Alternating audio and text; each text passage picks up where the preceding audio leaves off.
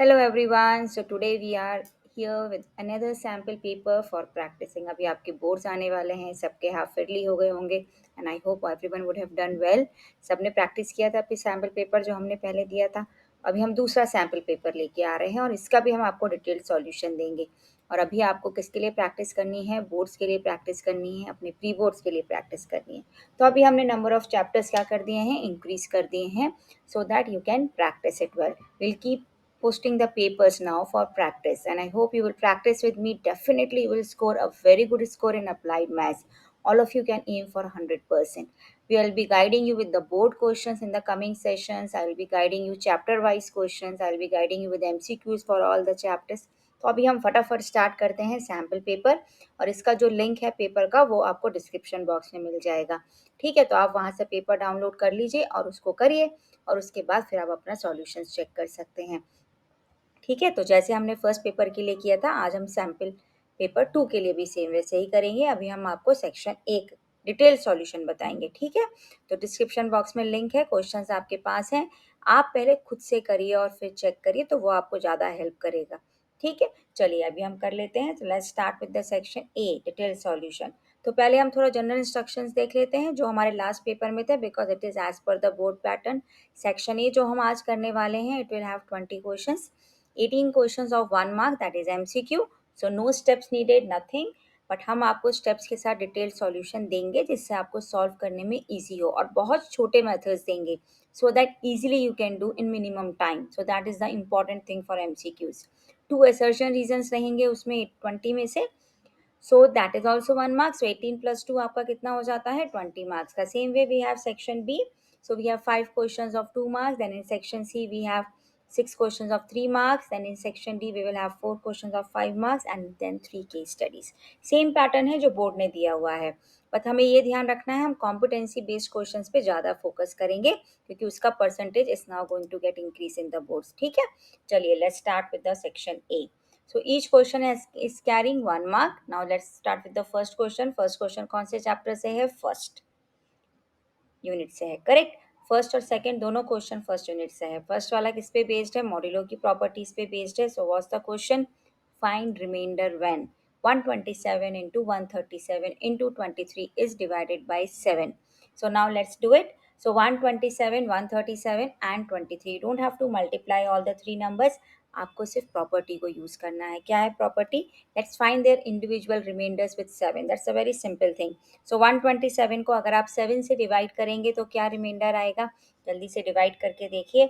So 12 and 57 you get. सो 57 अगर हमें मिला तो क्या रिमाइंडर मिला हमें? 1. Correct.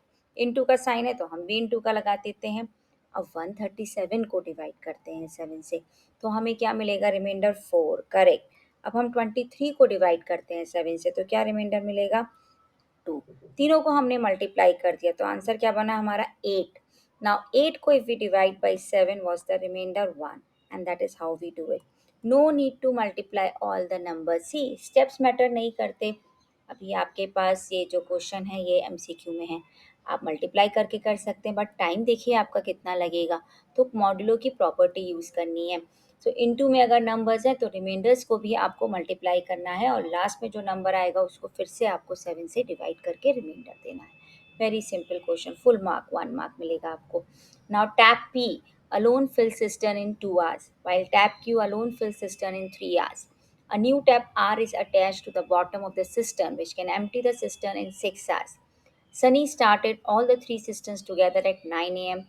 When will the tank be filled? तो हमें टाइम बताना है. तो अभी हम इसके लिए एक सिंगल 1 लाइन सॉल्यूशन कर सकते हैं.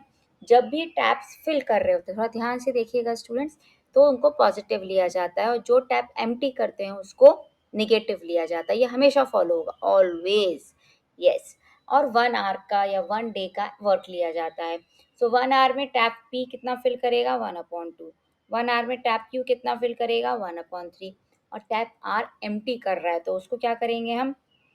माइनस. वो बाहर निकल रहा है पानी को तो माइनस कर देंगे हम. 2 टैप फिल कर रहे हैं और एक निकाल रहा है. So this is how we go with. So let's take the LCM. So what will be the LCM? 6. Okay, so 3 + 2 - 1, so that gives you 4/6. 2/3 or 3/2 it will be for the total. This is for 1 hour, right? So total कितना fill होगा total time में? 3/2 tank fill हो जाएगा. 3/2 tank मतलब 3/2 hours में पूरा tank fill हो जाएगा. सो 1 आवर में कितना टैंक फिल होगा? 2/3. तो 3/2 आवर्स में पूरा टैंक फिल हो जाएगा. 3/2 आवर्स का मतलब 1.5 आवर्स में पूरा टैंक हमारा फिल हो जाएगा. सो what will be the answer? He started at 9 AM. सो कितने बजे टैंक फिल होगा? 10:30 AM पे टैंक फुल हो जाएगा. सो 1.5 आवर में the tank will be full. Correct? This is how do we do these questions. Hardly takes few seconds, students, and this is what we need. Right? We just need the practice in applied maths. Okay, now let's move on to the next. Now, this is based on races and games, and again, it's a question of first unit. So, A and B can cover a 200-meter race in 22 seconds and 25 seconds respectively. So, A का time कितना है? This is A का time and this is B का time. Correct? 25 seconds. Now, when A finished the race, okay? When A finished the race, the B is at what distance from the finishing line? That is what we have to find. Correct? So here we have full stop. So when A finished the race, B किस point पे था? Now let's work it out. So 200 meters B जो fill कर रहा है वो 25 seconds में fill कर रहा है. So let's find it out कि जब A ने 22 seconds में रेस को फिनिश किया होगा तो B कहाँ पे होगा? तो हमें बेसिकली B का निकालना है कि बी 22 सेकेंड्स पे कितना डिस्टेंस कवर करेगा. Then we can find the distance and difference and give the answer. I repeat again, हमें क्या निकालना है? बी पूरा रेस 25 सेकेंड्स में कवर कर रहा है तो 22 सेकेंड्स में उसने कितना डिस्टेंस कवर किया होगा. फिर हम डिफरेंस निकाल के बता सकते हैं बी और ए में कितना डिफरेंस रहा होगा डिस्टेंस में. ओके, सो बी के लिए इफ आई से 200/25, right? This much distance with this much what do we say, 200 meter per second. This was the speed of B. Correct? So 1 meter per second की speeds जो हम लेते हैं metre पर second, distance upon time is the speed. So this is the speed of B. This much he will cover with the in the race, that is 200 meters in 25 seconds. Correct? Now let's move it. So इसका मतलब उसकी speed कितनी हो गई? 8 metre पर second. 8 metres पर second से वो मूव कर रहा है. तो अभी आप मुझे बताइए 22 सेकेंड्स में वो कितना मूव करेगा? He will move 176 metres in 22 seconds. Correct? So ये बी का स्पीड है. ये किसका स्पीड चल रहा है अभी? बी का. सो बी 176 मीटर्स कवर करेगा 22 सेकेंड्स और ए ने पूरा रेस कर लिया. ये बी का डिस्टेंस कवर है 22 सेकेंड्स में. ए ने 22 सेकेंड्स में कितना कवर कर रखा है? 200 मीटर्स. तो कितना डिफरेंस हो गया दोनों में? कितने मीटर से ए ने बी को हराया? So what will be the distance? 24 metres का डिफरेंस रहेगा दोनों में. तो हमें यहाँ पे बी के लिए कैलकुलेट करना था 22 सेकेंड्स में बी कहाँ पे पहुँचेगा. उसके लिए हम पहले बी का स्पीड निकालेंगे and then we can find it out कि वो 22 सेकेंड्स में कहाँ पे कवर करेगा. So it was a simple question. Now again we have find the ratio of the swimming speed of Raj in still water to the speed of the river if the ratio of time taken to go 10 km upstream to go 10 km downstream is 11:5. ये देखिए बहुत simple सा question है. आप मुझे सिर्फ इतना बताइए, टाइम का रेशो और स्पीड के रेशो में कोई रिलेशन होता है स्टूडेंट्स? होता है, बिल्कुल होता है. देखिए, अगर हम अप स्ट्रीम का टाइम और डाउन स्ट्रीम का टाइम लें तो it will be equal to downstream का speed and down upstream का स्पीड. मतलब रिवर्स होता है क्योंकि डिस्टेंस सेम कवर हो रहा है. आप 10 किलोमीटर ऊपर जा रहे हैं, 10 किलोमीटर आप नीचे आ रहे हैं, डिस्टेंस इज सेम, राइट? सो इसलिए टाइम का जो रेशियो है उसका रिवर्स रेशियो स्पीड्स का होता है. ये बहुत इंपॉर्टेंट कॉन्सेप्ट है, ये हमेशा याद रखिएगा. बहुत ज़्यादा क्वेश्चंस में हम यूज़ करते हैं. So time upstream upon time downstream is equal to reverse speed of downstream upon speed of upstream. अगर आप रिवर्स लेंगे तो रिवर्स आएगा. ठीक है? So now let's move on with that. So अभी अगर हम इसको सॉल्व करते हैं तो हमें क्या मिलेगा देखते हैं. चलिए, हम सो नाउ अभी हमारे पास टाइम का रेशो किसका दिया है? Time to go upstream to the time to go downstream. So upstream में कितना टाइम लगा और डाउन स्ट्रीम में कितना टाइम लगा उसका रेशो दिया हुआ है. सो अप स्ट्रीम में ऑफकोर्स ज़्यादा टाइम लगा होगा, डाउन स्ट्रीम में कम टाइम लगा होगा. तो ये कितना हो गया रेशो? 11:5. तो 11:5 जो रेशो है ये किसका है? 11:5 रेशो है speed of downstream upon speed of upstream. और स्पीड ऑफ डाउन स्ट्रीम को हम कैसे लेते हैं, x plus y. Speed of upstream को हम कैसे लेते हैं, x माइनस वाई से। Now we have to simply solve the two equations. x plus y is 11 basically if I say, and x minus y is 5. Let's take this way and then find it out. So x का value कितना हो गया, देखिए 2x is 16, so x is 8. अगर x 8 है तो y कितना हो गया, 3.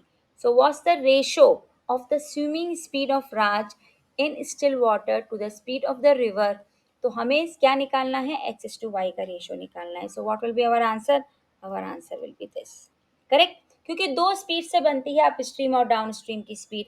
किससे बनती है हमारी, speed of the boat in the still water and the speed of the stream से. तो वही वो पूछ रहा है, speed of Raj in still water means कि राज की स्पीड स्टिल वाटर में कितनी है and the speed of the river that is the speed of the stream कितनी है.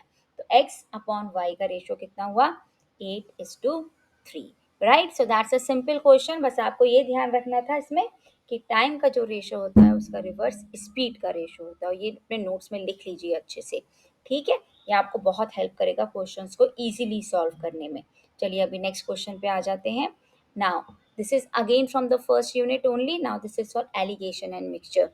Now a dishonest milkman professes to sell his milk at cost price, but he mixes it with water and thereby he gains 25%. तो उसने पानी इतना मिलाया कि उसको 25% का गेन हो गया. So the percentage of water in the mixture is now 4%, 6%, 20%, 25%. Now here in these questions, students, you can do it many ways. Many ways, yes seriously. अभी कोई ये एमसीक्यू है, आपको कोई स्टेप्स नहीं देख रहा है कि एलिगेशन मिक्सचर के ही फॉर्मूले से करना है या हम रेशो से नहीं कर सकते, हम इसको किसी भी मेथड से कर सकते हैं. तो हम आपको थोड़ा सा एलिगेशन मिक्सचर के रिस्पेक्ट में समझाएंगे, क्योंकि अगर आपको ये एग्जाम में आता है तो आपको अगर सब्जेक्टिव क्वेश्चन में आता है तो आप एलिगेशन मिक्सचर से भी इसको कर सकें. ठीक है, तो चलिए हम ले लेते हैं थोड़ा सा. तो अभी अभी हमारे पास क्या है, देखिए अगर हम मिल्क का कॉस्ट 1 से ले रहे हैं और वाटर का तो 0 से लेंगे, राइट, कोई कॉस्टिंग नहीं है, तो हमारा मीन प्राइस कितना आएगा, that is important for us. फिर हमारा रेशो आ जाएगा 1 लाइन में, फिर हम परसेंटेज निकाल सकते हैं. अब ये रेशो हम कैसे निकालेंगे, उसने अगर 1 कॉस्ट मिल्क का था, वाटर का 0 कॉस्ट था, अब मीन प्राइस कितना है उसका, how much is he is gaining 25%. तो let's find it out. Correct, तो let's see that CP of 1 litre of what do we say mixture. Okay, उसने वाटर और उसको मिल्क उसको मिक्स किया. So now how will you find this. उसके पास अगर सपोज हम लेके आ रहे थे कि 100, ओके, तो 100 में उसने कितने कमाए होंगे, 125 कमाए होंगे 100 रुपीज़ के ऊपर. करेक्ट, उसको प्रॉफिट कितने रुपए का हुआ होगा, 25 का हुआ होगा. उसका सेलिंग प्राइस कितना रहा होगा, 125. That is what we mean, 25% का अगर उसको गेन है. तो CP of 1 litre of water को how can we justify and do it. So 100 upon 125 into 1. So that is what it would have been, right? तो अगर हमारे पास ऐसा है तो हमारे पास कितना हो गया, 4/5. So that is important for us. So 0, 1, तो अभी हमारा जो मीन प्राइस निकल के आ रहा है वो कितना आ रहा है, 4/5. करेक्ट, तो अभी हमें परसेंटेज ऑफ वाटर दिखाना है, उसने मिक्सचर में कितना डाला. Correct, now let's move it. So again dear minus mean and mean minus this cheaper we will do. So now we will do 4/5 minus 0 and 4/5 minus this. So what will you get here? So now 4/5, 1 minus 4/5. So what will you get? 1/5. ठीक है, अभी हमारे पास ये ratios आ गए. सो अभी हमें क्या निकालना है, ratio of the cheaper upon the ratio of the dearer quantity. तो वो हमारे पास आ जाएगा. सो रेशियो अगर हमने निकाला, सो what will you get, you will get 4/5:1/5. Correct, तो क्या रेशियो आया, 4:1 का रेशियो आया. करेक्ट, 4:1 का अगर हमारे पास रेशियो आया, इसका क्या मतलब है, उसने जो रेशो में मिलाया वो किस रेशो में मिलाया, 4:1. 4 क्या है, मिल्क, और 1 क्या है, वाटर. अब हमें वाटर का परसेंटेज चाहिए. Correct, so 1/5 of 100 basically, because हम 100 से स्टार्ट किए थे, तो कितना हो गया, 20%. तो उसने पानी कितना डाला होगा, 20% डाला होगा. तो इसको आप देखिए एलिगेशन मिक्सचर के फॉर्मूले से भी कर सकते हैं, नहीं तो आप रेशो से भी कर सकते हैं आराम से. But the important thing is कि आपको थोड़ा सा गेन परसेंट और ये सब पता होना चाहिए, and then we can easily find it out. So उसने अगर 20% पानी डाला जितना भी था, तो उसको 25% का प्रॉफिट हो जाएगा। अगर मैं आपको एक सिंपल से एग्जांपल दूँ, इसका क्या मतलब है कि 5 लीटर अगर उसके पास मिक्सचर था, तो अगर उसने उसमें पानी डाला कितना, 4 लीटर का दूध लिया, और 1 लीटर का उसने क्या डाला है उसमें, व्हाट डू वी से, वाटर डाला है, तो उसके पास टोटल कितना बन गया, 5 लीटर मिक्सचर बन गया। अब percentage of water in the mixture बोल रहा है, डोंट गेट कंफ्यूज कि 25% देखना है, नो, बहुत सारे स्टूडेंट्स 25% मार्क करते हैं। Percentage of water in the mixture he saying, तो मिक्सचर अभी 5 है, 4+1, डोंट कंपेयर 1 with 4, तो 25% दिखेगा आपको, नो, 25% नहीं, 20%, बिकॉज 1/5 लेंगे आप, correct, and then you can find it easily, correct. Now that is how we go on. Now the next question is for probability. Probability पे next question है, and this unit, sorry, statistics पे next question है. So let's find it out. A sample of 50 bulbs is taken at random. Out of 50 we found 15 bulbs are of Bajaj, 17 are of Surya, and 18 are of Crompton. What is the point estimate of population proportion of Surya? Point estimate का क्या मतलब होता है यहाँ पे, point estimate of population proportion. Point estimate mean का भी होता है, पॉइंट एस्टिमेट आपका स्टैंडर्ड डेविएशन, वेरिएंस सबका निकलता है, बट यहाँ पे पॉपुलेशन प्रोपोर्शन, और पॉपुलेशन प्रोपोर्शन का मतलब क्या है, it is same as probability. Point estimate of Surya मतलब सूर्या बल्ब आने की क्या प्रोबेबिलिटी है। सो पॉपुलेशन प्रोपोर्शन वर्ड जहाँ पे भी होगा, it stands basically for probability. तो अगर हम अभी आपसे पूछें, टोटल वर्ड्स आपके पास 50 हैं और सूर्य के कितने हैं, 17, so what is the probability, 17/50, right. तो 17/50 का मतलब क्या हो जाता है आपके पास, if you find it out, 0.34, okay, so this is our answer. This is how we go. So population proportion is nothing but probability. Okay, so that was just a second answer. Now let's move on to the next. Inferential statistics is a process that involves all the following except what? Except what? क्या करते हैं हम इसमें? We do the analysis of the relationships, we do test a hypothesis, we estimate a parameter, but we never estimate a statistics. So that's a simple answer based on theory. What do we do?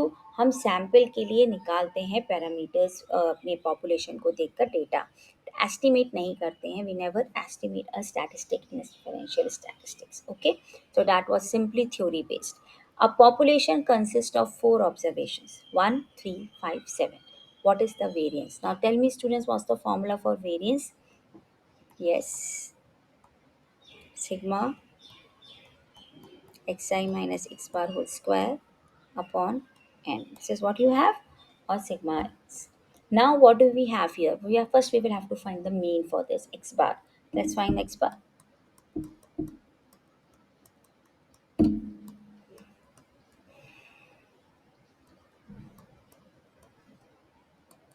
So we get the answer 4. Now what we have to do? Each observation to be subtracted from mean and taken the square. Now let's do it. So 1 minus 4 whole square. So what do you get? 3 square minus 3 square. Plus 3 minus 4, 1 square, or minus 1 square. 5 minus 4, 1 square. 7 minus 4, 3 square. Upon 4 again. So what do you get here? 9 plus 9 plus 1 plus 1. So what do you get here? 20/4, right? Why we are doing so fast? Because it's an MCQ, so we have to make the time, and they are easy questions, they are not tough questions. So you have to be just clear with the basic concepts, so that in exam you don't make any error, okay? Just make point of that. So that is important. So what's your correct answer? C, 5, correct. So variance ka formula that we have, you have already done in 11th also, and then now in 12th also. Now let's move on to the next. Now the next question is based on LPP. So LPP में दोनों question 9th और 10th LPP के हैं. So if the objective function for an LPP Z is 3x minus 4y, and the corner points for the bounded feasible region are 0, 0, 5, 0, 6, 5, 6, 8, 4, 10 and 0, 8, minimum value of set किस point पे होगा? Very simple, आप substitute भी करके देख सकते हैं। हम सारी वैल्यू सब्स्टिट्यूट करें, देखिए छोटी सी बात है, यहाँ पे माइनस है बीच में, करने को आप you can do all four, but एक छोटा सा हम आपको हिंट दे रहे हैं, 3x - 4y है। तो अगर हमारा नेगेटिव वाला वैल्यू बड़ा होगा तो आंसर छोटा आएगा, करेक्ट। सो मिनिमम वैल्यू के लिए try to put the maximum value of y first, पहले वो ट्राई करते बाद में दूसरा ट्राई करिएगा आप। So let's do it. So सबसे ज़्यादा वैल्यू कहाँ पे है, 4, 10 पे है। So let's try it out. तो z कितना होगा, 3 × 4 - 4 × 10।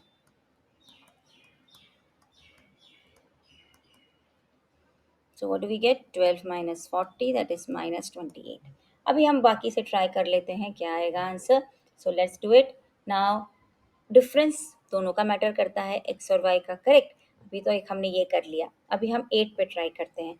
तो 8 में 6 से नहीं ट्राई करेंगे क्योंकि एक्स की वैल्यू बढ़ जाती है, 0 से ट्राई करेंगे। तो अंडरस्टूड है 0, 8 पे ज़्यादा छोटा वैल्यू होगा क्योंकि एक्स का वैल्यू छोटा है। जितना छोटा नंबर आप सब्ट्रैक्ट करेंगे दैट विल बी देयर। तो 0 × 3 इज 0 एंड 4 × 8 इज 64, सो -64। तो अभी तो ये सबसे छोटा हो गया, यस। 0, 0 पे तो 0 आएगा। So what's your answer?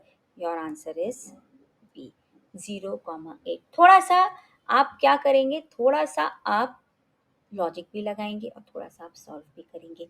सो -64 लिख दिया, ओके, -32, करेक्ट, ठीक है। देखिए यही गलती हो जाती है ना, अभी तो 0, 8 ठीक है, -32 और -28 में डिफरेंस है, तो थोड़ा आराम से करेंगे। Now let's move on to the next. The corner points of the feasible region for an LPP are 0, 10, 5, 15, 15 and 0, 20. If the objective function is px plus qy, then the condition on P and Q what should be so that the maximum occurs at 15, 15 and 0, 20. अब maximum अकर होना चाहिए। So maximum अकर होने के लिए दोनों पे values क्या होनी चाहिए, same, and that will be maximum. अगर हमने 15 वैल्यू रखा, ठीक है, z is equal to p x plus q y में, तो क्या आएगा हमारा value, 15p plus 15q।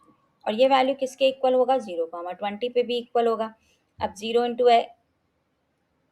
p 0, 15 into q, sorry 20 into q, correct.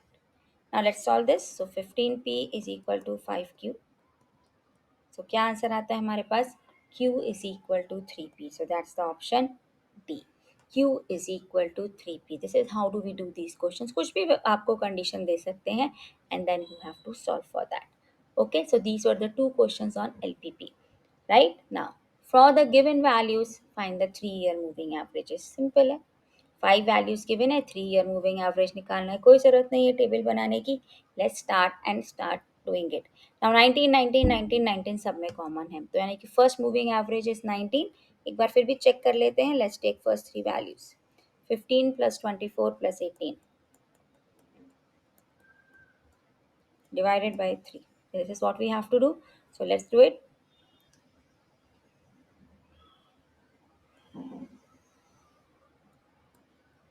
57 आता है, correct. So that becomes 19. Now let's take the next 24, 18 and 33 and divided by 3, correct. Now let's move on to that.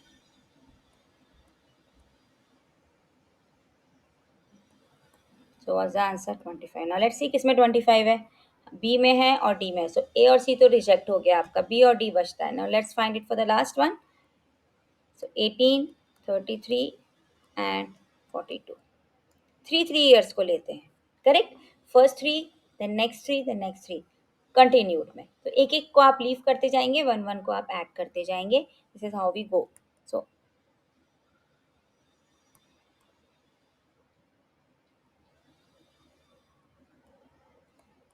What do we get, 31। So what's the answer, 9, correct. B is option is correct, 19, 25 and 31. So how do we find 3-year moving average?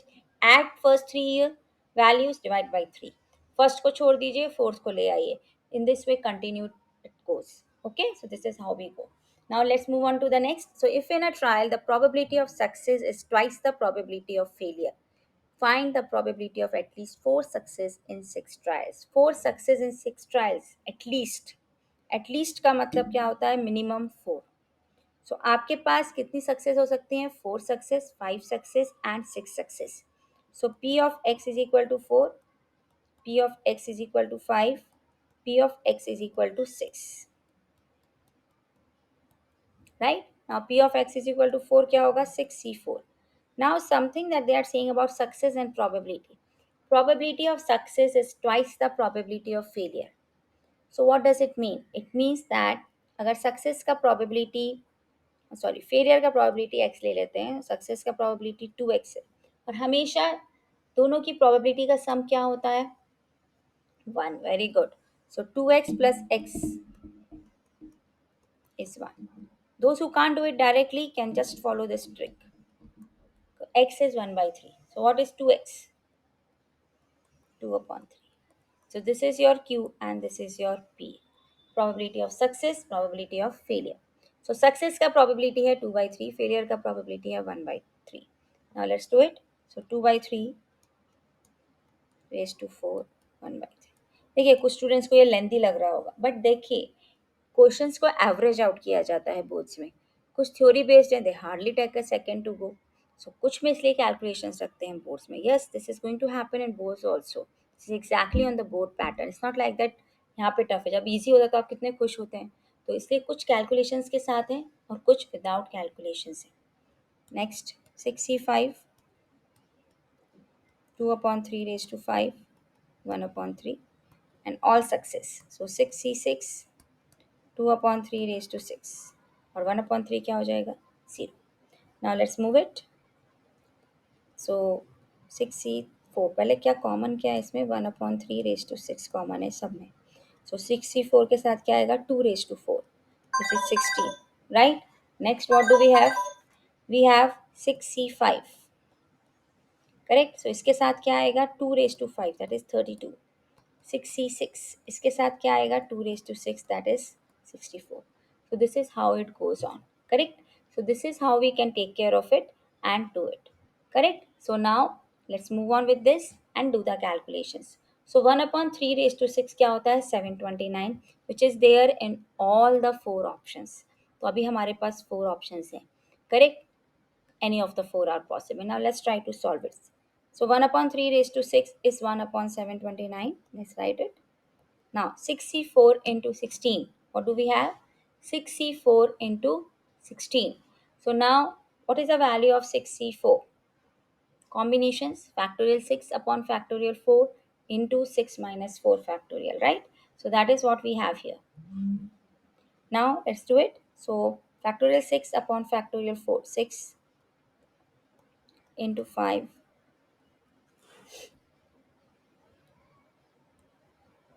upon 2 into 16. Now this will be 6 into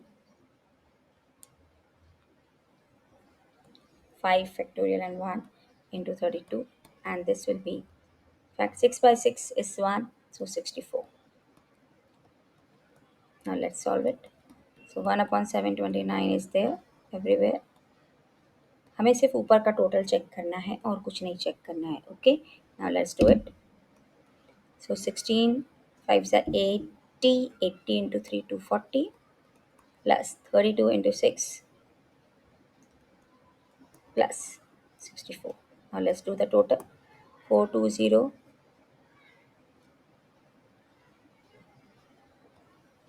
and then 496 by 729. So that's option A. Correct? So this is how do we do.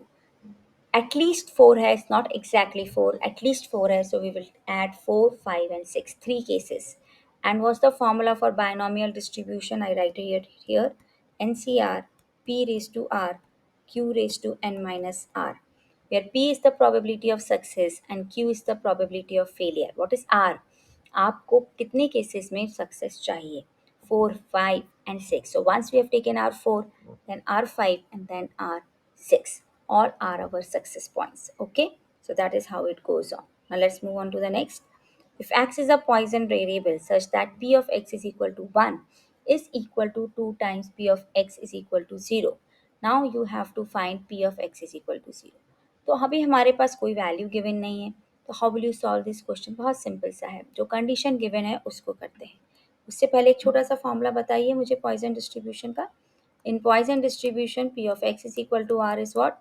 E raised to minus lambda lambda raised to r upon factorial r. lambda हमें given नहीं है. lambda क्या होता है? mean. Correct? But it's not given. It's okay. Let's see. चलिए अभी हम इसको सॉल्व करते हैं. So P of X is equal to one क्या बन जाएगा हमारे पास? R is one. Okay, so e raise to minus lambda, lambda raise to one upon factorial one. Two times P of X is equal to two क्या हो जाएगा? E raise to minus lambda, lambda square upon factorial two. Lambda वाला factor cancel हो गया. Now two two भी cancel हो जाएगा. So lambda और लेमडा स्क्वायर अगर हमने किया तो लेमडा का वैल्यू क्या आता है? One. That's it. Now this we will use for finding the value of p of x is equal to 0. So p of x is equal to 0 के लिए फॉर्मूला हमारे पास क्या है कि r is 0. So e raised to minus lambda, lambda raised to 0 upon factorial 0. And what is lambda? 1. So e raised to minus 1, 1 raised to 0 upon 1. So this is 1 1, and here we get 1 upon e as the answer. So that is your B option. 1 upon e, that will be your final answer. Now the 14th question is based on again normal distribution, that is probability only. Now it is a theory question, just hardly a second it will take. If z is a standard normal variable, then p is P of what? We have to find Z between 0 and 1.7. So how it is equal to how much area and all. So that is what we have. So it's a simple answer when you have the values between Z1 and Z2, suppose. So how do we do it? We have to subtract, because if we have the area between Z1 and Z2, this is Z1 and Z2. So what we will do, Z2 ka area minus Z1 ka area. Then it will give you the area between. So what will it be? P of Z2 minus f of z2 minus f of z1. So same thing is here. According to this, what is the formula that we are going to get? Higher value minus lower value. F of 1.7 minus f of 0. Always. पूरे area में से छोटा का area subtract करिए, बड़े values में से छोटे का सब वैल्यू सब्ट्रैक्ट करिए, you'll get the middle value. Okay, now let's move on. Now the financial math question we have the next. The present value of a sequence of payment of rupees 800 made at the end of every 6 months and continuing forever of money. Forever of money is worth 4% per annum compounded semi annually is. So present value कितना होगा? Okay, आप अभी 800 rupees submit कर रहे हैं semi annually at 4% interest and this is going to continue forever. तो आपका कितना वैल्यू है उसका? Now let's do it at the end. And का फॉर्मूला क्या होता है परपेचुटी का? R upon i. So what will be the answer? 800 you are depositing. What's your I? I is 4 upon 200. Why 200? Because it's semi annually. So 4 upon 200. Now let's do it. So 50 into 8. So that is you get 40,000. So 40,000. That's your B option. So the present value of a sequence of payments of rupees 800 made at the end of every 6 months and continue forever of money is worth rupees what? How many? 40,000 rupees. Correct? Simple formula. Now the next, a vehicle costing 1,25,000 has scrap value 25,000. Annual depreciation charge is 12,500. And what's the useful life? Useful life is how many years are you going to use it so that it is working properly. So now scrap value आपको दिया है 25,000. So what's the formula of useful life? Cost minus scrap value upon depreciation. कितने से depreciate हो? ठीक है? This is what we have the formula. Now let's do it. 1,25,000 minus 25,000 upon 1,250. So what do we get? 1 lakh.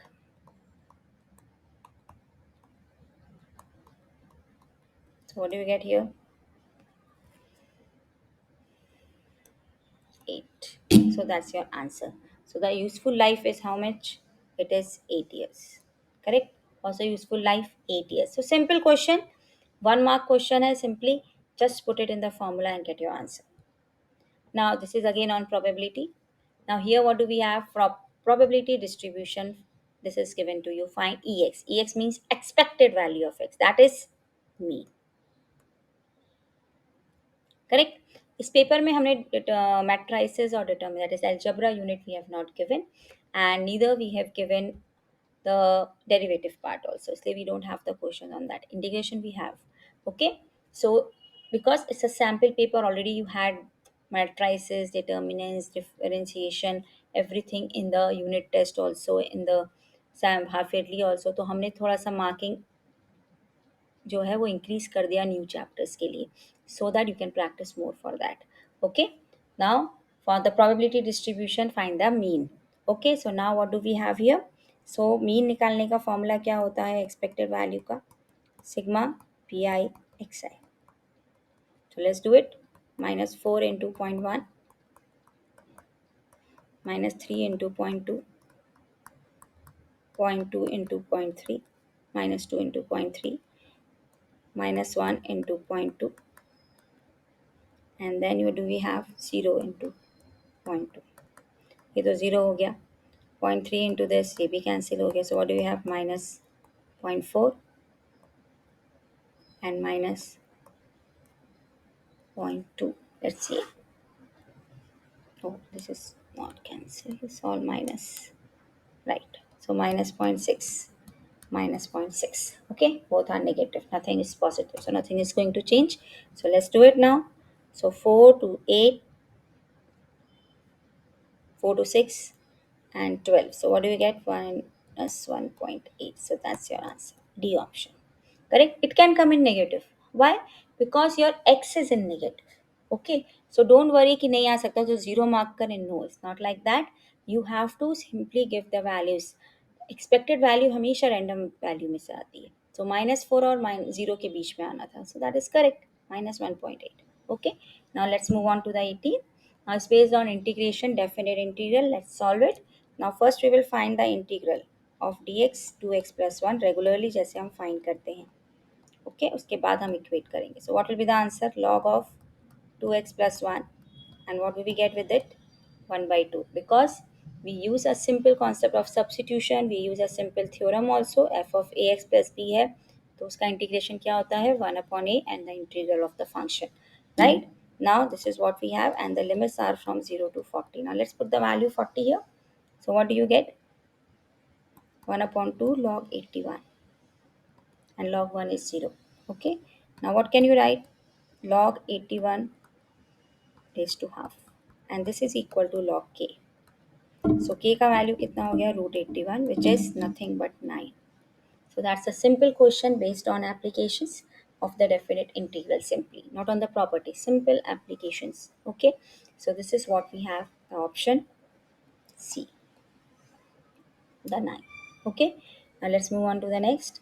Now assertion reason पे आते हैं. Now assertion reason के लिए one thing that you have to keep it in mind, first you have to check the validity of both the statements individually. बाद में dependency देखी जाती है हमेशा. So first thing that you have to go is, are the two statements true in itself? Okay, now in a 1,000-meter race, A can beat B by 100 meter. In a race of 400 meters, B can beat C by 40 meters. So in a 500-meter race, will the A beat C by 95 meters? पहले आपको ये check करना है कि ये true है या नहीं, कि 500 मीटर रेस में A will beat C by 95 metre. ये आपको सॉल्व करके देखना पड़ेगा. Yes, it's not given. You have to show, will it beat C by 95 meters or not in 500 meter race. So let's make the system. Okay, ratio से करते हैं. 1000 पे अगर A है तो B कितने पे है? 900 पे. Correct. So that is what the ratio is. Now B to ये A टू B का रेशो हो गया. अब B टू C का रेशो क्या है? B टू C का रेशो है, अगर ये 400 पे है तो ये कितने पे है? 360 पे है, right?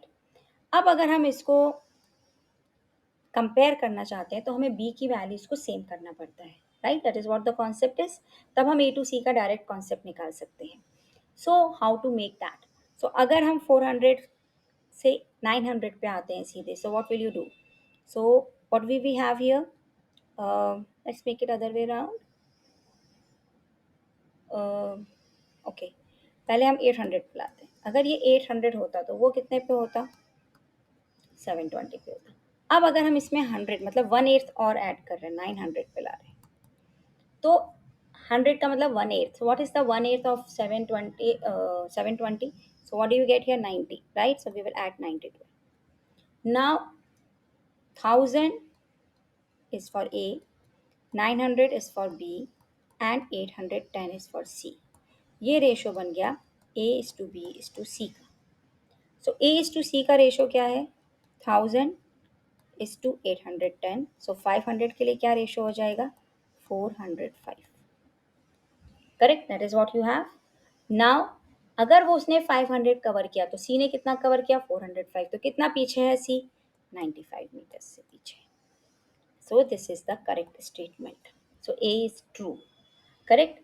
So we have to find the ratio, that is important thing here. Correct. So अगर वो 1000 पे है, वो 900 पे है, आप 500 से भी कर सकते हो, and then you can go with it. Now reason को चेक करते हैं. A beat C by x metres. क्या मतलब है? That is C is behind A by x metres when A reached of finishing point. Yes, वो भी true है. सो आपका असर्जन भी ट्रू है इंडिविजुअली, और आर भी ट्रू है. So are they matching to with each other? Is R the correct explanation of A? So in a 500 metre race A will beat C by 95 metres. A ने B को beat किया, तो yes, it is true. A beat C means behind, and that is what we could see. अगर उसने 500 metre cover किया ए ने, तो सी ने कितना कवर किया? Only 405 metres. He is 95 metres behind A. Correct. So what's the correct option? A. Clear? So this is how do we go for assertion reasons. Now let's go to the last question of the section.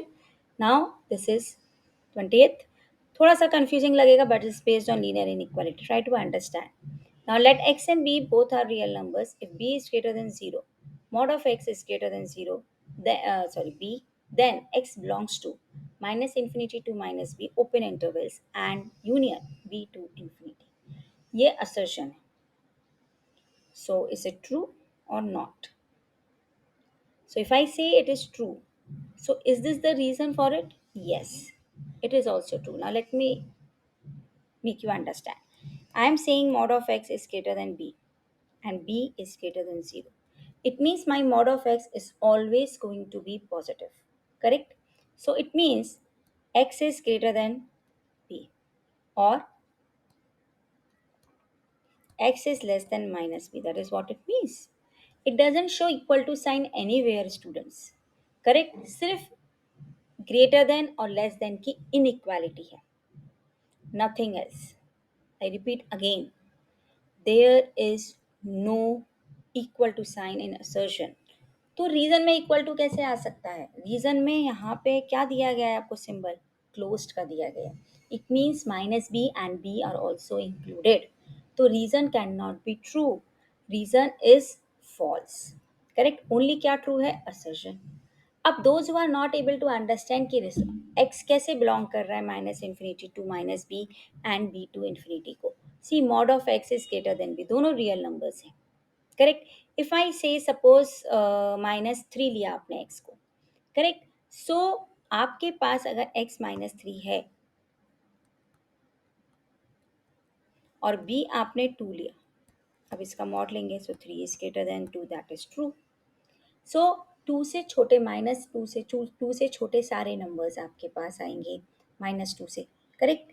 सो आपके पास negative है तो minus infinity to minus B सारे numbers, और फिर B से लेकर infinity तक के सारे नंबर्स. लेकिन बी और माइनस बी नहीं, मतलब सारे नंबर्स हो गए एक्सेप्ट दैट पर्टिकुलर नंबर, क्योंकि they are saying is not equal to. 2 के इक्वल 2 नहीं आ सकता, 1 के इक्वल 1 नहीं आ सकता, बट 1 से छोटे भी सारे नंबर्स आएंगे, 1 से बड़े भी आएंगे, क्योंकि मॉड है. Mod is always greater. -1 का मॉड 1 ही होता है. Correct. So that is what we have here.